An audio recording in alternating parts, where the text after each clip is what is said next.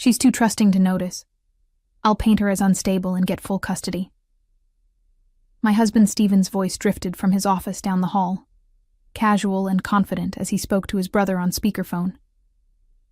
I froze in the kitchen doorway, my coffee mug halfway to my lips. "The plan is already in motion. By Christmas, this will all be over." My name is Eleanor Conway. I'm 39 years old, and for 12 years, I believed I was living in a solid marriage with my husband, Stephen, a corporate attorney here in Sacramento, California. We have 2 children, Maya, who's 10, and Connor, who's 8. To anyone looking from the outside, we probably seemed like the perfect family. Stephen worked at Crimson Harbor Group, one of the most prestigious law firms in the city, and I managed our home while freelancing as a marketing consultant. But standing there in my own kitchen, listening to my husband discuss my destruction like a legal strategy, I realized how wrong I'd been about everything. The late nights at the office, the weekend conferences that seemed to multiply recently, the way he'd started looking at me like I was a stranger. It all suddenly made horrifying sense. What Stephen didn't know was that I was never as naive as he thought. In fact, I'd been watching him more carefully than he realized. For months, I'd noticed the small changes. Stephen used to text me when he'd be late, but lately, he just assumed I'd wait. He used to ask about my day, but now he barely looked up from his phone during dinner. Most telling of all, he'd started talking about Maya and Connor's future in ways that didn't include me. "When the kids are older, they'll understand why Daddy had to make difficult choices," he'd said just last week, and something about that phrasing had sent ice through my veins. Now I understood what those difficult choices meant. He was planning to divorce me and claim I was an unfit mother. The casual cruelty in his voice as he discussed stealing my children made my hands shake with fury. But even as rage flooded through me, a cold, calculating part of my mind was already working. Stephen thought he was the only strategic thinker in this marriage, but he was about to learn otherwise. I set down my coffee mug with deliberate care and walked quietly back to my office. Opening my laptop, I created a new folder on my desktop and labeled it simply, Evidence. Then I picked up my phone and started researching private investigators in Sacramento. Stephen wanted to play games with our family's future. He had no idea what he'd just started. The next morning, I sat across from Detective James Morrison in a small cafe downtown, choosing a location far from Stephen's usual haunts. Detective Morrison was in his 50s, with graying hair and sharp eyes that seemed to catch every detail. He'd come highly recommended by a colleague whose own divorce had revealed her husband's affair. "Tell me what's happening," Detective Morrison said, pulling out a small notepad. I explained the conversation I'd overheard, the changes in Stephen's behavior, and my growing suspicions about his secretary, Vanessa Torres.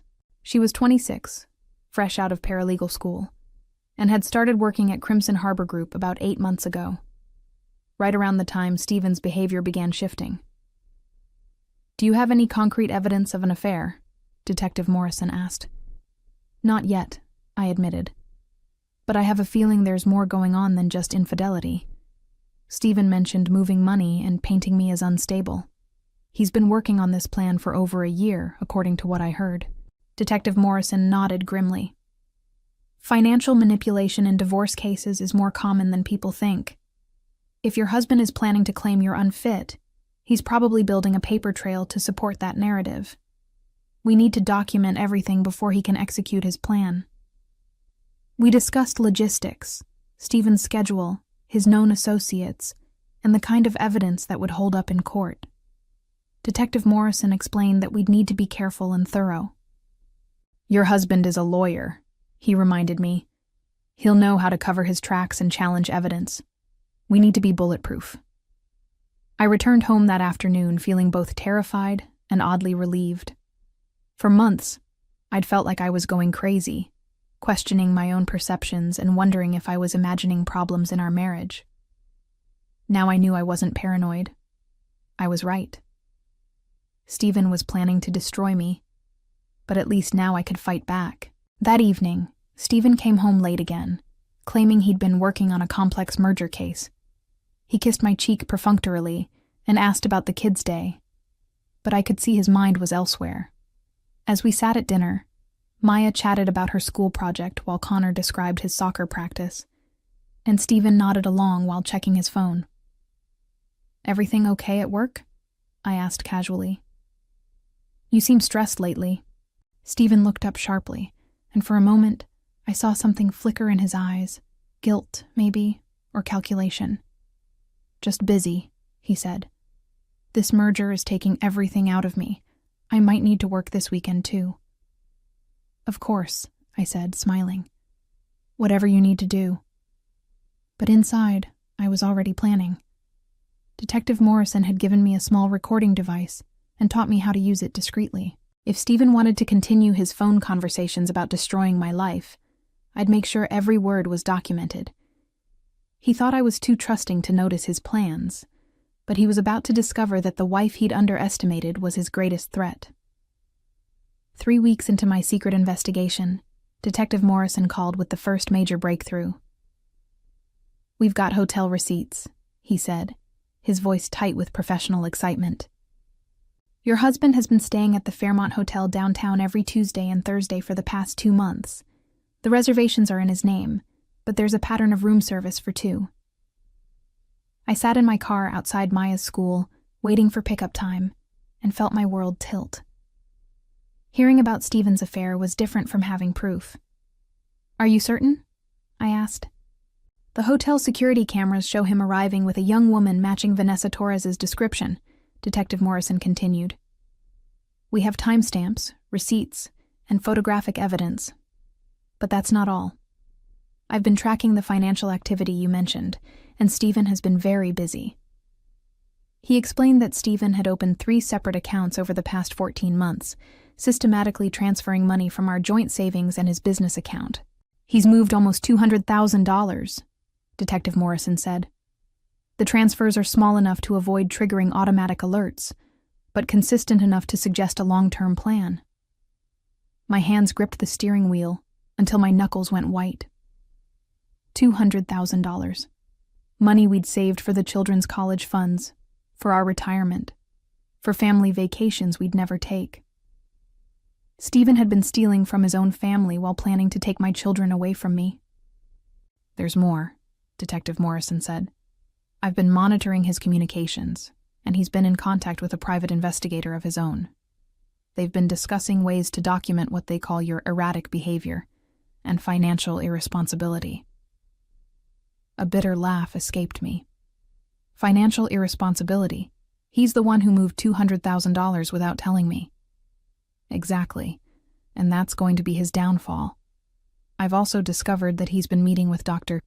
Patricia Webb, a psychiatrist who specializes in custody evaluations. The meetings aren't documented as official consultations, which suggests he's been coaching her on what to look for when she eventually evaluates you. I closed my eyes, overwhelmed by the scope of Stephen's deception. This wasn't just an affair or even a simple divorce. This was a calculated campaign to destroy my credibility as a mother and steal my children. He'd been planning this for over a year, methodically building a case against me, while I'd been living my life completely unaware. But Detective Morrison wasn't finished. "Eleanor, I need you to stay calm and keep acting normal. We're building an ironclad case, but we need a few more weeks. Can you do that?" I thought about Maya's upcoming school play and Connor's soccer tournament, about bedtime stories and family dinners where Stephen sat plotting my destruction. "Yes," I said finally, "I can do that." As I hung up and walked into the school to collect Maya, I practiced my smile. Stephen thought he was so clever, so strategic. He had no idea that every move he made was being documented, every secret meeting recorded, every stolen dollar tracked. The lawyer in him would appreciate the thoroughness of the case being built against him, if only he knew it existed. By December, I had enough evidence to destroy Stephen's life 10 times over, but Detective Morrison insisted we wait until after the holidays. "Let him think he's winning," the detective advised. The more confident he gets, the more mistakes he'll make. Stephen's confidence was indeed growing. He'd started leaving his phone unlocked around the house, apparently secure in the belief that I was too naive to check it. During one of his weekend conferences, I photographed dozens of text messages between him and Vanessa. The conversations ranged from sickeningly romantic to coldly strategic discussions about our divorce timeline. By February, Eleanor will be out of the picture. Stephen had texted Vanessa just 3 days ago. The kids will adjust quickly, and we can start fresh. Vanessa had responded with heart emojis and a message that made my stomach turn. I can't wait to be their new mom. I'll be so much better for them than she ever was. The audacity was breathtaking. This woman, who'd never changed a diaper or sat through a school conference or held a sick child through the night, thought she could simply replace me in my children's lives. But her arrogance was also useful. Detective Morrison explained that family courts looked very unfavorably on parents who brought their affair partners into custody discussions before the divorce was even filed. Meanwhile, Stephen's behavior at home became increasingly strange. He'd started taking phone calls from his office at odd hours, often stepping outside or into the garage. He'd also begun asking leading questions about my daily routine, my stress levels, and my relationships with other parents at the kids' school. Eleanor seems pretty overwhelmed lately. I overheard him telling his brother during one of their weekly calls. She snapped at Maya yesterday over homework, and Connor mentioned she forgot to pack his lunch twice this week. Both statements were complete lies, but I realized Stephen was manufacturing incidents to support his future claims about my fitness as a mother. Detective Morrison had warned me this would happen, so I'd started keeping detailed notes about my interactions with the children, complete with photos and timestamps. When Stephen eventually tried to paint me as neglectful, I'd have proof of every school pickup, every homework session, every bedtime story. The most disturbing discovery came right before Christmas. Detective Morrison called me while I was wrapping presents in the basement, and his voice was unusually grim. Eleanor, we've uncovered something that changes everything. Stephen hasn't just been moving money. He's been working with someone at his firm to manipulate his income reporting. My blood ran cold. What do you mean? He's been artificially reducing his documented salary and bonuses to minimize potential alimony payments. But here's the interesting part. The money he's been hiding isn't going into personal accounts. It's being funneled through a complex series of transfers that suggest money laundering. I sat down hard on the basement steps, surrounded by Christmas wrapping paper and ribbon. Money laundering? Stephen? It gets worse. Some of the client accounts he's been managing show irregularities that suggest he's been skimming funds. We're talking about serious criminal activity, Eleanor. This isn't just about your divorce anymore. The implications hit me like a physical blow. If Stephen was embezzling client funds, his career wasn't just at risk, his freedom was. And if he was caught, Maya and Connor would have to live with the shame of having a father in prison. Part of me felt sick at the thought of what this would do to them. But another part felt a cold satisfaction. Stephen had been planning to destroy my reputation and steal my children, but his own greed and arrogance had led him into criminal territory. What do we do now? I asked. We document everything and prepare for the possibility that this becomes a criminal matter, Detective Morrison said. But first, we need to protect you and the children. If Stephen realizes we're onto him, he might do something desperate. The revelation about Stephen's criminal activity changed everything about my strategy. Detective Morrison introduced me to Catherine Walsh, a criminal defense attorney who specialized in white-collar crime. Catherine was in her 40s, with steel gray hair, and an intensity that made me feel safer just being in her presence. Your husband has been incredibly sloppy, Catherine said, reviewing the financial documents Detective Morrison had gathered. He's left a paper trail that any forensic accountant could follow. The question is whether he's acting alone or if others at his firm are involved. We were meeting in Catherine's office on a Saturday morning while Stephen was supposedly at another conference. The irony wasn't lost on me. While he was planning my destruction, I was building a case that would end his career and possibly send him to prison. The client fund skimming is the most serious charge, Catherine continued. We're looking at embezzlement, breach of fiduciary duty, and potentially fraud. If convicted, he could face 10 to 15 years in prison. My hands trembled as I absorbed this information. 10 to 15 years. Maya would be in her 20s when Stephen got out. Connor would be finished with college. Their father would miss their entire childhood because of his own greed and betrayal. What about the divorce proceedings? I asked. Can we still protect the children's interests? Catherine smiled grimly. Oh, the divorce is going to be the least of Stephen's problems. When this criminal case breaks, his ability to fight for custody will be non-existent. No family court judge is going to award children to a parent facing federal charges. Detective Morrison leaned forward in his chair. We've also been investigating Vanessa Torres. She's not as innocent as she appears.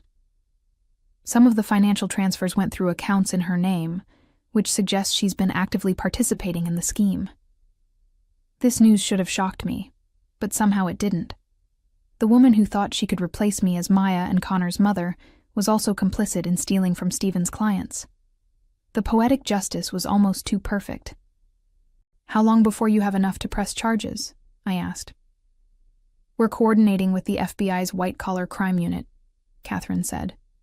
They want to make sure we catch everyone involved before anyone has a chance to destroy evidence or flee. We're looking at moving sometime in late January or early February. The timeline made me laugh bitterly. Stephen had told Vanessa that I'd be out of the picture by February. Instead, he'd be the one facing complete destruction of his life and freedom. Over the next few weeks, I watched Stephen with new eyes. Every late night at the office, every secretive phone call, every lie about weekend conferences, all of it was building toward his eventual downfall. He'd grown so confident in his deception that he'd stopped being careful, and that carelessness was going to cost him everything. On New Year's Eve, as we sat with Maya and Connor watching fireworks on television, Stephen put his arm around me and said, "This is going to be a big year for our family, Eleanor. I have a feeling everything is going to change." I smiled and leaned into him, playing the role of the unsuspecting wife one last time. "I think you're right," I said. "I think this year is going to bring exactly what we all deserve." He squeezed my shoulder, completely missing the double meaning in my words. In just a few weeks, Stephen would discover that sometimes getting what you deserve isn't the same as getting what you want. On January 15th, exactly 3 months after I'd first contacted Detective Morrison, everything came to a head in a way that even my darkest fantasies couldn't have imagined. I was at home with the children when my phone rang. Catherine Walsh's name appeared on the screen, and my heart immediately began racing. "Eleanor, it's happening today," Catherine said without preamble. "The FBI is moving on Stephen and several others at his firm within the hour. Are you somewhere safe with the children?"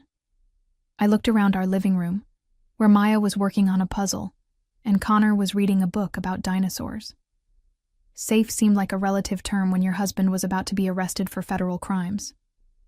"We're at home," I said. "Should we leave?" "No, stay put. The agents will likely come to the house to search for evidence, but you and the children aren't in any danger. This is actually the best-case scenario for you. Stephen will be processed and arraigned, which means he won't be able to come home and potentially destroy evidence or intimidate you."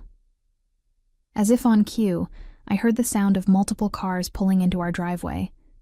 Through the front window, I could see black SUVs and unmarked sedans filling our normally quiet street. Maya looked up from her puzzle with curiosity. "Mommy, why are there so many cars outside?" she asked. I took a deep breath, knowing that this moment would change my children's lives forever. "There are some police officers who need to ask Daddy some questions about his work," I said carefully. "It's going to be okay, but things might be a little confusing for a while." The doorbell rang, and I opened it to find 2 FBI agents with a search warrant. They were professional and courteous, explaining that they needed to examine Stephen's home office and any financial documents. As they worked, I called my mother and asked her to come pick up Maya and Connor. There was no point in having them witness their home being searched by federal agents. Within an hour, the agents had filled several boxes with documents from Stephen's office. They also seized his laptop and a filing cabinet full of what they called relevant materials. As they prepared to leave, one of the agents handed me a business card. "Mrs. Conway, your husband has been arrested on charges of embezzlement, wire fraud, and money laundering," she said. "He's being held pending arraignment, which will likely happen on Monday. You'll want to contact an attorney if you haven't already." I held the card with steady hands, though inside I felt like I was floating outside my own body. "What about his girlfriend, Vanessa Torres?" "Miss Torres was arrested at the law firm this morning," the agent said. "She's facing similar charges related to her participation in the financial scheme." After the agents left, I sat alone in my eerily quiet house and called Detective Morrison. "It's over," I said when he answered. "The criminal case is just beginning," he corrected. "But yes, Stephen's plan to destroy you is definitely over. How are you holding up?" I looked around at the home Stephen had planned to take from me, thought about the children he'd tried to steal, and considered the life he'd intended to ruin. "I'm better than okay," I said. "I'm free." That evening, local news outlets began reporting on the arrests at Crimson Harbor Group. Stephen's mugshot appeared on television, looking nothing like the confident, calculating man who'd planned my destruction. Instead, he looked exactly like what he was, a criminal who'd been caught red-handed. My phone buzzed with a text from a number I didn't recognize. It was brief, but satisfying. "This is Stephen's brother. We need to talk." Even his family was already distancing themselves from him. The man who'd thought he was too clever to be caught had instead proven that pride truly does come before a fall. The arraignment hearing was scheduled for Monday morning, and Catherine Walsh had arranged for me to attend as an observer. I wanted to see Stephen's face when he realized how completely his world had collapsed. Maya and Connor were staying with my mother for the week, sparing them from seeing their father in an orange jumpsuit. The courthouse was buzzing with reporters and curious onlookers. Stephen's arrest had become a major story in Sacramento. A prominent attorney brought down by his own greed made for compelling headlines. As I sat in the gallery with Catherine, I spotted several of Stephen's colleagues from Crimson Harbor Group, looking shell-shocked and worried about their own potential involvement. When Stephen was led in wearing handcuffs and jail-issued clothing, he looked like a completely different person from the confident man who'd planned to paint me as unstable. His hair was disheveled, his face pale, and his eyes darted nervously around the courtroom. When his gaze found mine, I saw something I'd never seen before: genuine fear. The charges were read aloud: embezzlement of client funds totaling $450,000, wire fraud, money laundering, and conspiracy. Each count carried potential prison sentences that added up to decades behind bars. Vanessa Torres stood at a separate podium facing identical charges, her designer suit a stark contrast to the gravity of her situation. When the judge asked about bail, the prosecutor argued that both defendants were flight risks, given the evidence of offshore accounts and hidden assets. Stephen's expensive defense attorney tried to argue for his client's ties to the community, but the judge was unimpressed. Bail was set at $2 million each, an amount that Stephen's frozen assets couldn't cover. As Stephen was led away, he turned back one more time to look at me. This time, I met his gaze directly and smiled. For 12 years, I'd been the trusting wife who believed in our marriage. Now I was the woman who'd brought down his entire criminal enterprise with patience, intelligence, and the help of professionals who knew how to build an airtight case. Within a week of Stephen's arrest, my divorce attorney filed papers that made his custody dreams impossible. With Stephen facing federal charges and potentially decades in prison, the family court proceedings became a formality. I was awarded temporary full custody of Maya and Connor, along with control of all marital assets that weren't frozen as evidence in the criminal case. The irony was perfect. Stephen had spent over a year moving money and building a case to prove I was an unfit mother, but his own criminal behavior had given me everything he'd tried to take away. The house he'd planned to claim was now mine. The children he'd wanted to steal from me would grow up knowing their father chose greed over family. Detective Morrison's final report detailed the full scope of Stephen's deception. The affair with Vanessa had been just the tip of the iceberg. Together, they'd been skimming money from client accounts for over 18 months, using sophisticated financial instruments to hide their theft. The money had been funding not just their relationship, but also Vanessa's expensive lifestyle and Stephen's secret gambling addiction. A detail that explained why he'd needed so much cash so quickly. "Your husband got greedy," Detective Morrison explained during our final meeting. "If he'd stopped at the affair and a simple divorce, he might have gotten away with it. But the money laundering and embezzlement created a paper trail that was impossible to hide once we started looking." I thought about Stephen sitting in his jail cell, probably still believing he was the smartest person in the room. He'd underestimated me so completely that he'd never considered I might fight back. His assumption that I was too trusting to notice had been his fatal flaw. I'd noticed everything. I'd simply been smart enough to document it all before making my move. Maya and Connor were adjusting better than I'd expected.